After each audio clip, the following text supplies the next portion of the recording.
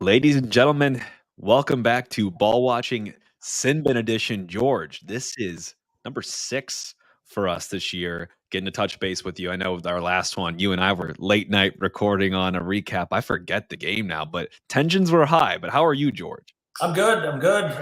Just got back from California and missed 2 games, but watched the one on Saturday, yesterday morning on Sunday. And so let's go. Let's talk about it.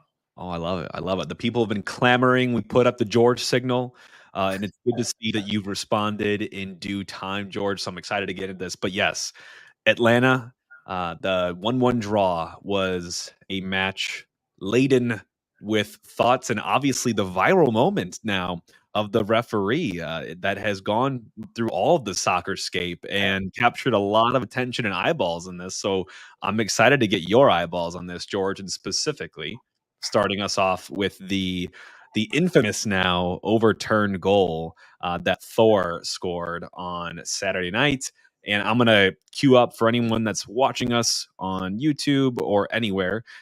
This is going to be the visual to go with it. And George, just kind of want to get your thoughts on the overall nature of this goal because it is quite, I would say, controversial at this point. And while I pull it up, George, just kind of give me your initial take on that situation as I'm working on sharing it.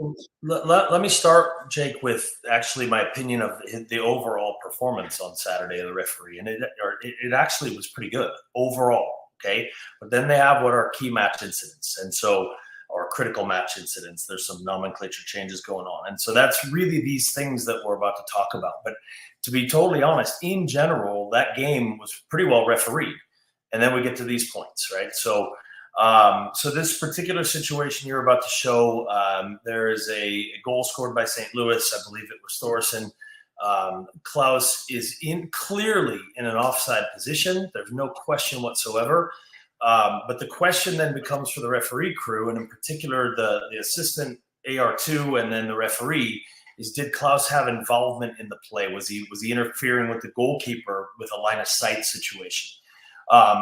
So just to clarify that one real quick, when they go to look at that at the VAR, which is obviously what happened, and everything, let me back up a second. So everything, when a goal is scored, will get reviewed all the way back to where the change of possession occurred. Okay.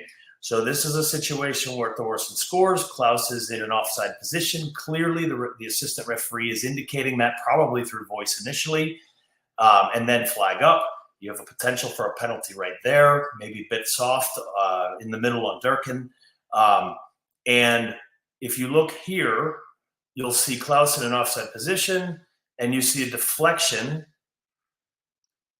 that gets the ball into the goal, right? So Brad Guzan, who's had a spectacular career, is already going to the left. Klaus is moving to the right. It's very clear that Klaus is not interfering with him, his line of sight, or anything else in this case. So there's no offside.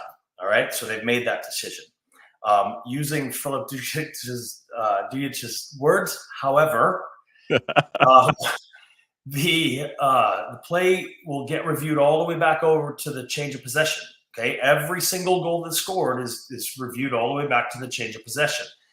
And this is a case, when you look at it, there is a tackle by Leuven at midfield on that change of possession. That is a foul. It is a 100% foul. There's no question in my mind. My only question that I would ask Philip in the locker room if I were assessing the game, which I don't do at this level, by the way, would be, why didn't you call it in the first place?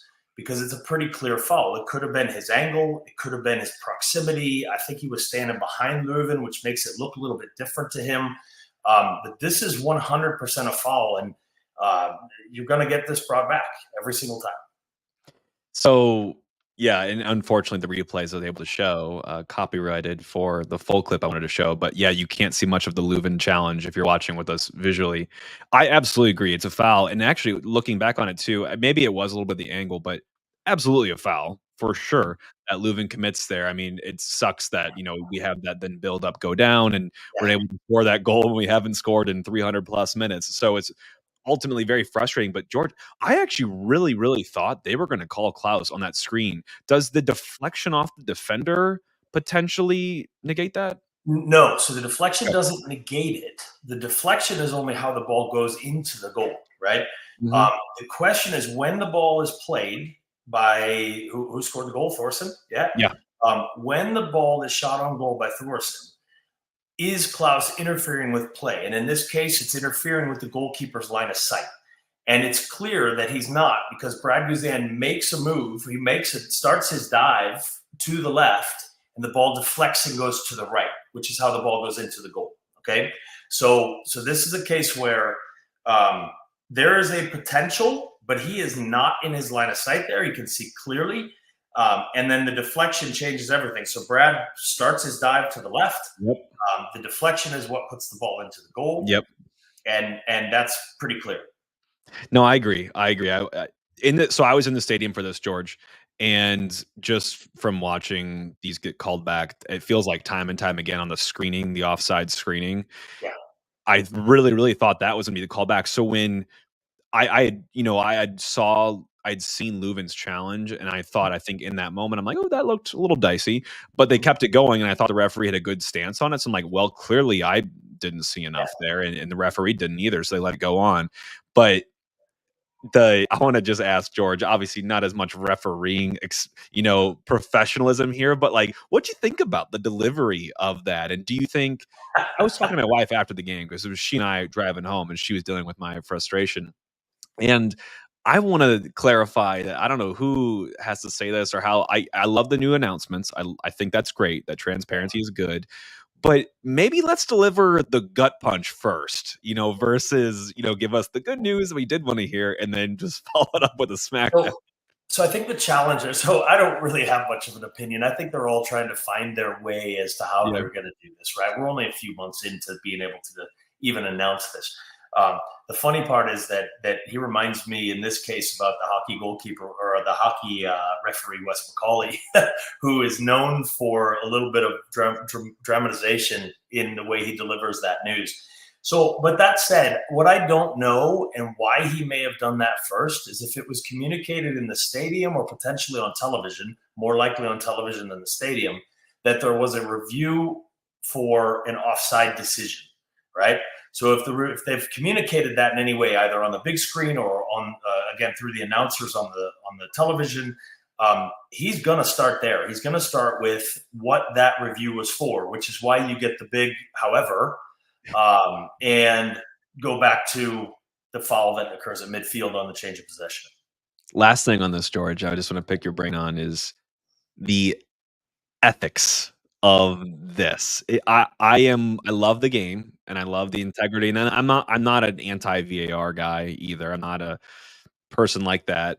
But I do begin to have like the closest I'll get to being anti when we're going back that far to look for issues in the lead up to a goal. Because I'm sure if you look hard enough, you definitely will find a lot of issues with buildups like that. And then to do it on a subjective call, as much as I agree with the return and that it was a foul, I also kind of don't like that we're going to dig that deep for it either.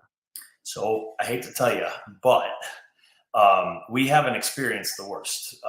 When this is one that the foul occurs, the change of possession occurs, and then 3, maybe 4 passes later, the ball's in the goal.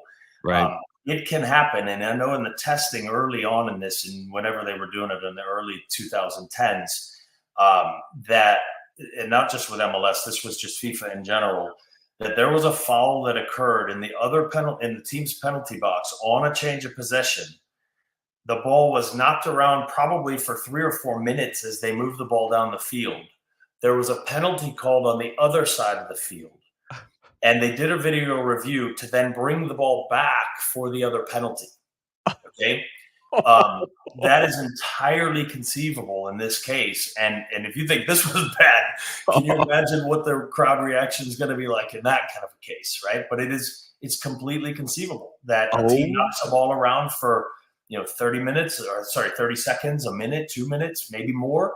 And then you have to go all the way back to that other change of possession that everybody's already forgotten about. But the reality is that's when the foul occurred. So, geez, I mean, how long would that review last too? If they're going through minutes of footage to look for No, that because foul. remember, it came from a penalty. It didn't come from. They had already identified in Yeah, this case that this was a possible thing to right, look at. So if right. something occurs, they know we're going straight back here, right? Got it. So this happens to be a case in St. Louis on Saturday that um, they happen to have a goal. They happen to have an offside decision or potential offside decision for review.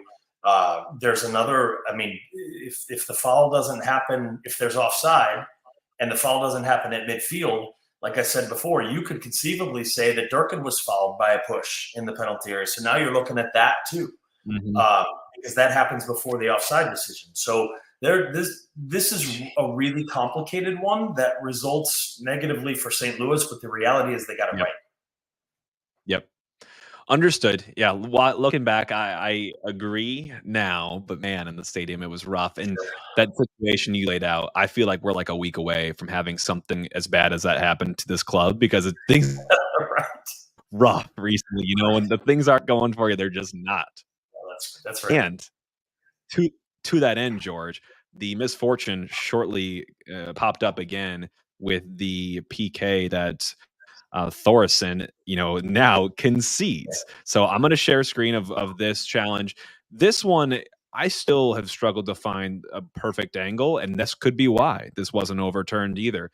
But watching this, it's a quick corner that gets served into the box. And it gets, momentarily cleared, not very far. Thorson goes to clear it, just throws dangle a leg out there, and the attacker does the same thing, but maybe gets there first and sells it and goes down. And the referee took a couple seconds there before making that call. It wasn't immediate, but I respect that as well. But Yeah. obviously, did give the PK. So, what do you think about that, George? Yeah, so look, it's pretty clear that the defender gets kicked by Thorson, or the forward gets kicked by Thorson on the bottom of his foot, right there. Um, that's pretty soft. I mean, the forward clearly just drops like he got hit by a bus. That's really unfortunate. There's not going to be anything in that to be able to turn it around. It's just not going to be there, which is why then you have the penalty. I'm a bit, that's a tough one. It's a really tough one because I think if he could have it back again, he'd probably not call it. But you only get one chance, and when it's not reviewable, you don't get to go back and look at it again. And it's clear. It's pretty clear for me that there was some contact there, right? Is this by law? Is this a penalty? Yeah, because there's contact and he goes to ground and it's a trip or a kick or whatever you want to call it. But at the end of the day, that for me is pretty soft. And like I said, I would believe that Philip looking at it again would probably want it back. Yeah, and I think you hit on the important piece for me there too, George. So obviously in the stadium, didn't get the best angles on that. I disagree, and I agree with you in the sentiment that is it something that is by definition a penalty? Probably. But is it something that you should call on the field, especially given, the game state and that it is really kind of bang bang right there? I'm not saying that that's factoring into that referee's mind at the point, but like, do you need to call that is kind of what gets into my mind. And then how do you overturn it once you call it? Because it's definitely not clear and obvious. No. There, you can't overturn that. So in the referee world, people complain all the time that, well, if it's a foul out here, is it in the main part of the field? Is it a foul in the penalty area? And the answer is no, it's not. And this is a perfect example of why it's not. That could be a really good management call at midfield or in front of the benches or things like that, where I'm saying in the penalty area, this is pretty soft. He kicks him, but it's pretty light, and you can easily say no to that. And it's also not going to get turned over because it's not clear and obvious, right? But that is a terrific call at midfield when you need to manage the game a little bit or bring something, maybe throw somebody a bone, those kinds of things. That's perfect in the middle of the field. For me, it's just not in the penalty area. But again, by law, it's a foul. George, I'm going to lead us into. We've got some time. I know there was also a high kick on there as well in the Atlanta game with, I believe, Wenzel going in for a header. Any thoughts on that? I don't have anything visually to show there. Obviously, it wasn't a huge Yeah. moment in the match, but there was some frustration. Yeah, so if we think about that, you look back to last year when Klaus nearly got kicked in the head, right? And we said he put his head down too far. There was another one in another match. I don't remember that the player did get kicked in the head. It might have been Chicago, and there was a penalty given, right? But that was way up high. So now we have a situation where the kick, you have a player putting his head down, but not that far, and the kick is above the waist, clearly, maybe mid chest, and he gets kicked in the head. And there are times in the league years ago where that was a straight red card and a penalty. That was other times where that was a penalty and a yellow card. And now Saturday night, we don't get anything. So I'm really curious to see what comes out of it after they have their discussion and what the consensus is, if I can get that feedback on that decision itself. For me, that's a penalty and a yellow card, right? So it's not a red card. He didn't kick him in the head deliberately and everything else, right? But he still kicked him in the head. And again, for my time and when I was trained for this kind of stuff, that's a penalty and a yellow card. So we didn't get it. St. Louis. All right. It's funny because I feel like the least disgruntled. I mean, definitely was in the stadium. People were loud, very, very upset with that lack of call there. But of the three that I wanted to talk to you about, that was the one that I was not expecting to have that opinion on, but I appreciate it nonetheless. And I wish that would have been called.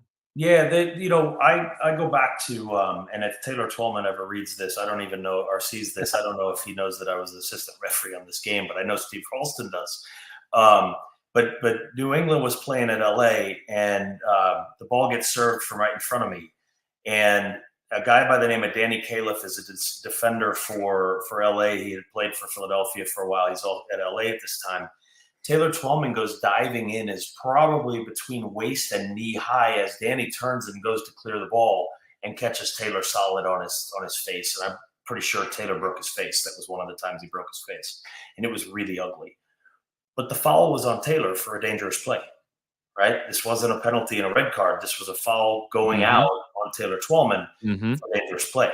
So because he put his head in a dangerous position. So this isn't the case in this where the kick is maybe somewhere between his shoulders and his waist, and I think probably mid-chest. That look, again, he didn't kick him hard. He probably grazed him on the top of the head more than anything, and maybe that was the decision factor for not bringing it back from a review perspective. But again, watching it for me, personally, I'm hoping to get the feedback from what the group decides on a consensus basis. But for me, that's a yellow card and a penalty. All right. Well, I like what you're saying here, George. I think the fans will as well. Now we can feel, hard done, and rightfully so, because we have an expert that agrees with us here. George, while we have you for the last couple of minutes, obviously this game also was with no calls here. I showed you the first one, and that was when we conceded our PK. Where Nilsson goes up to challenge for a ball with an attacker.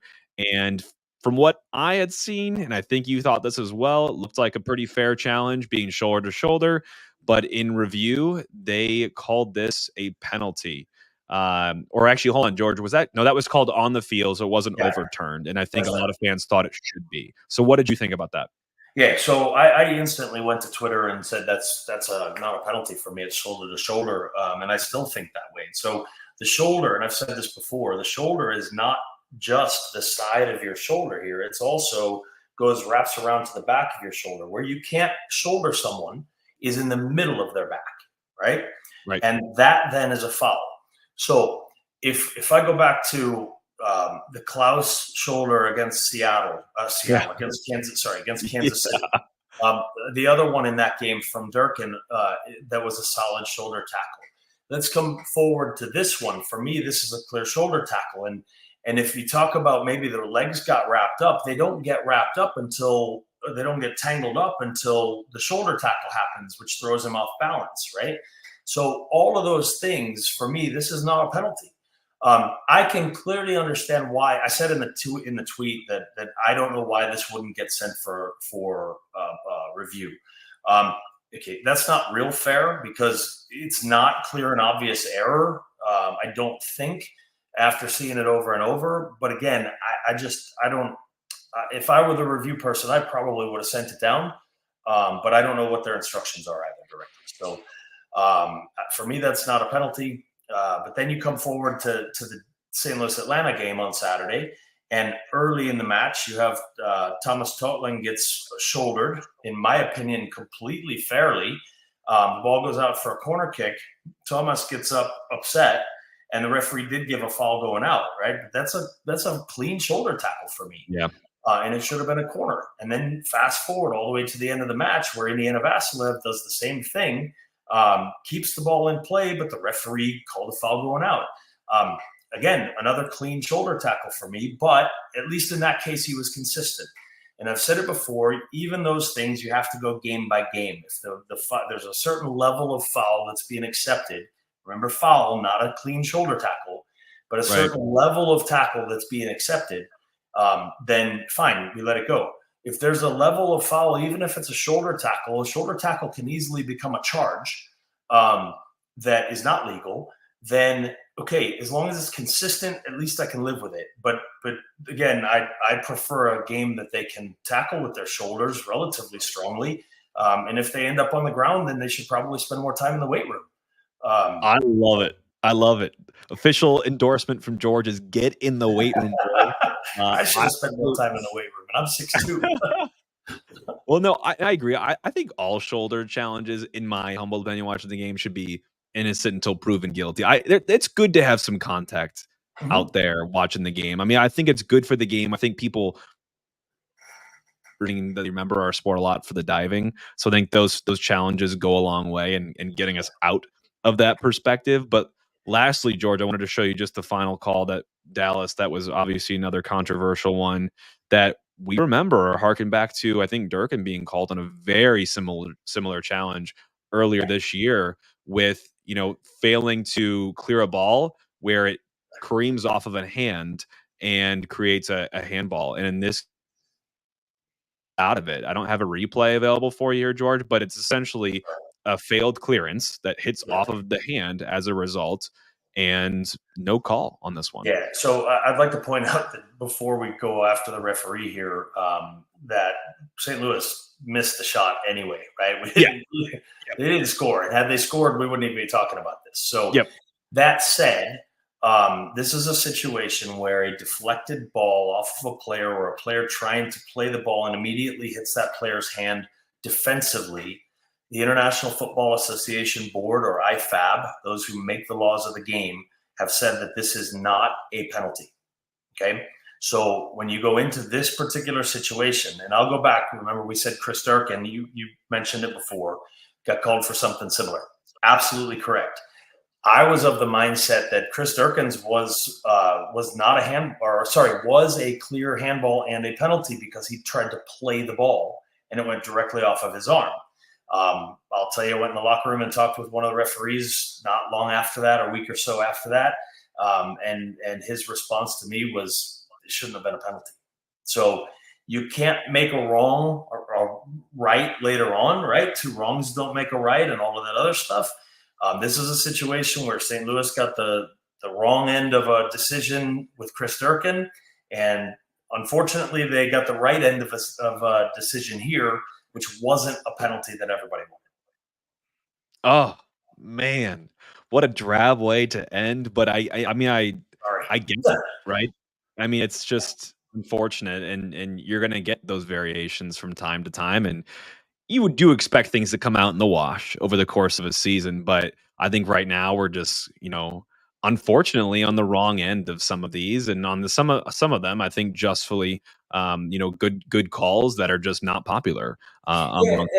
So Jake, that's a really good point, right? There was I don't remember the opponent, maybe 2 weeks ago-ish in St. Louis, where it felt wrong all the way through, and it wasn't wrong. Like I went back and watched it, and even in the stadium, I felt like it was not going well, right?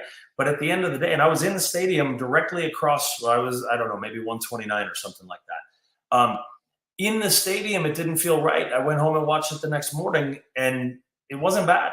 It wasn't. The players were getting frustrated about decisions that were correct, that then continued to build and build and build. So that's, I think, the game when we had 6 or 7 yellow cards against St. Louis. And the only one that, for me, didn't belong being a yellow card in that match was Teselio.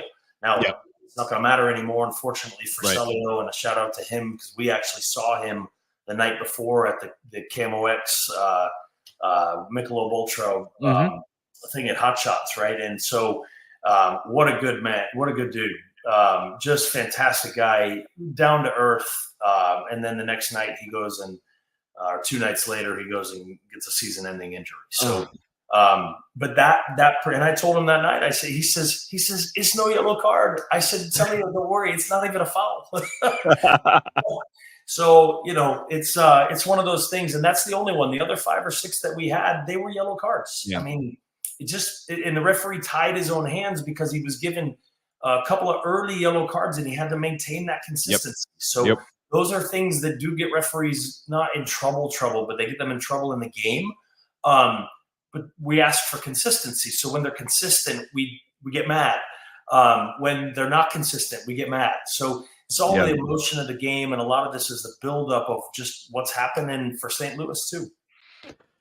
Oh man, well, I feel better, George, talking about this game and the Dallas game now, having your perspective on this and your lens on the officiating and refereeing. And I hope that all of our listeners do too. We're always better off for listening to you, George, and just kind of taking a step back and looking at these from the rule book and from experience that you have in doing this in big matches. So always appreciate having you on, George. And love, absolutely love doing Sin Bin with you. I know the fans do as well. So, George, we'll let you go for today, but I kind of hope that we talk to you soon, and sometimes I kind of don't, because usually when we do, things haven't gone well. But you know what? Yeah, well, my wife loves the bat signal, and even Matt Pauley from Camo X made a tweet about that the other day. I think you saw it. So we love it too. We love appreciate the time. We love to flash it just as needed, George. Let's keep that to a minimum, but a pointed minimum at that. Absolutely. Happy to well, thank you, George, for coming back on the show, and we'll talk to you again here soon. Sounds good, Jake. Thanks.